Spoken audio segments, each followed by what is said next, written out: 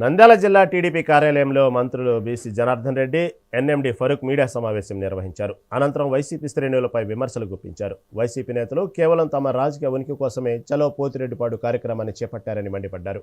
రాయలసీమలో ప్రాజెక్టులను పూర్తి చేసిన ఘనత ఒక్క టీడీపీకే దక్కుతుందన్నారు. 5 ఏళ్ల వైసీపీ పాలనలో ఒక్క ప్రాజెక్టునైనా పూర్తి చేశారని వారు ప్రశ్నించారు. రాయలసీమ అభివృద్ధిపై అసెంబ్లీ వేదికగా తాము చర్చకు సిద్ధమని, వైసీపీ తీరును ప్రజలు గమనిస్తున్నారని వారు స్పష్టం చేశారు. అడిగా రికార్డులో తీసేయండి అని పార్లమెంట్ మాట్లాడాడు. సభ్యత కాదు, తీసేయని ఆయన ఈ రోజు కూడా రేపు అడుగుతారు శాసనసభలో, మళ్ళీ రిపీట్ చేస్తారు మినిస్టర్గా. అయ్యా మోహన్ బాబు, నేను రికార్డులో నుంచి తీసేయమని చెప్పినా, నువ్వు ఎందుకు తీసేయలేదు? ఆయన చెప్తేనేమో బాధ అనిపించారే, మాకు చెప్పినప్పుడు ఏమనాలా? అది అసెంబ్లీలో ప్రజాస్వామ్య వేదిక, అది అక్కడే ఇట్లా లాంగ్వేజ్ మాట్లాడారు. ఇంకొకడు ఆకులు తినేటోడు ఎట్లా మాట్లాడాడే? ఎప్పుడైనా మనం మాట్లాడామా? మనం సభ్యత సంస్కారం నేర్పించినాడు చంద్రబాబు నాయుడు మాకంతా, ఎట్లా మాట్లాడాలో, ప్రజలు ఎట్లా ఉండాలని. మనం రాంబాబు మాట్లాడడానికి ఉప్పగిపోయారు మనదా. అయినా సార్ వద్దు, వదిలేయండి, మనం అధికారం ఉన్నాం, మంచిది కాదు మరి సార్ ఎవరేమనలేదు. అంత దుర్మార్గమైన మాట మాట్లాడి కూడా మన ప్రాంతంలో ఎవడన్నా అంటే అదే మాట ఉపయోగించుకోవడం ఏమెంత దూరం పోతుందో మీరు ఆలోచన చేయాలి. అలా అది రాయలసీమ పౌరుషం, దాని పౌరుషాలు ఎందుకు? పౌరుషం లేని పౌరుషాల గురించి మాట్లాడితే కాబట్టి పౌరుషాల గురించి నపుంసకుడు మాట్లాడుతుంటుంది. ఒకటి నెల్లేసే కొడతా అన్నట్టు, లేచేది ఎప్పుడు కొట్టేది ఎప్పుడు. అందరినీ కూడా మీరేం చేశారు, మేమేం చెప్తున్నాము. ఎవరైతే ఈ 11 మంది ఎమ్మెల్యేలను ప్రజల చేత ఎన్నుకోబడినటువంటి వీరు, ముఖ్యంగా 7 సీట్లుగా రాయలసీమలో ఉన్నాయి అనుకుందాం. ఆ 7 మందిలో కానీ మీ నాయకుడు కూడా రాయలసీమ బిడ్డ అయినప్పుడు మేము చెప్పినటువంటి లెక్కలు తప్ప ఒప్ప అంటే, నిజమైన నాయకులు అయితే మీరు రాయలసీమ వాసులైతే రండి, రేపు పారిపోకండి. మీకు ఎవ్వరూ ఏమనడం లేదు. ప్రజల జీతాలతో, ప్రజలు ఇచ్చిన సొమ్ముతో జీతాలు తీసుకొని, అలయన్సులతో తీసుకొని కులుకుతా ఉన్నారు. మీకు ఏమాత్రం ఉన్న రోసం ఉంటే రాయలసీమ బిడ్డలైతే మీరు రండి, అసెంబ్లీకి రండి, అసెంబ్లీలో చర్చ పెడదాం. ఎందుకంటే అసెంబ్లీ అనేది ఒక చర్చా వేదిక. ప్రజలు ఎవరికి ఏమి తప్పు చెప్పినారు, ఎవరు కరెక్ట్ చేసినారు, ఎవరెవరు ఏం మాట్లాడినారు అనేది కూడా అసెంబ్లీ సాక్షిగా పెట్టుకుందాం, లైవ్ పెడదాము.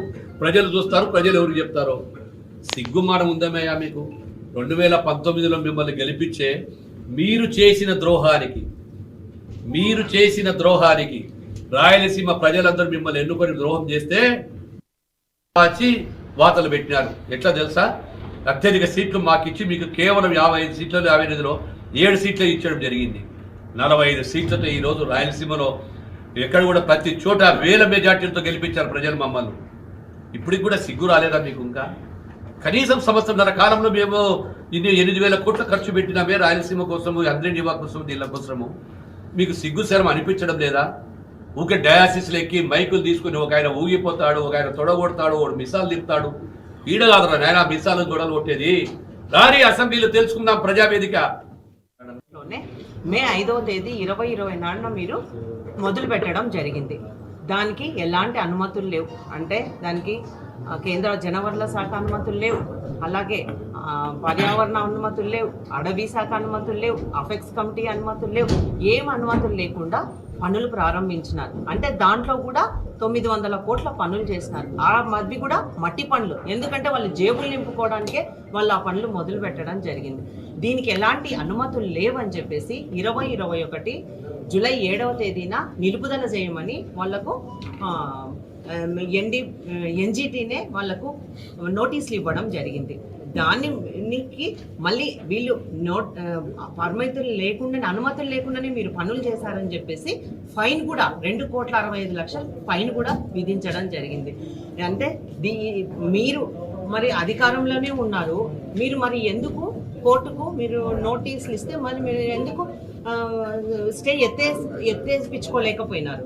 మీరు ఏం చేశారు? ఇదే చంద్రబాబు నాయుడు గారు గోదావరి జలాలను కృష్ణా డెల్టాకి ఇచ్చి, అలాగే శ్రీశైలం వాటర్ను రాయలసీమకి ఇవ్వాలని చెప్పేసి ఆ రోజు పట్టుసీమను తీసుకొని వచ్చి 11 నెలలనే పూర్తి చేసి ఈ రోజు వరకు 11 సంవత్సరాలుగా నిర్విరామంగా నీళ్ళు ఇస్తున్నారంటే అది చంద్రబాబు నాయుడు గారి ముందు చూపు అని కూడా ఈ సందర్భంగా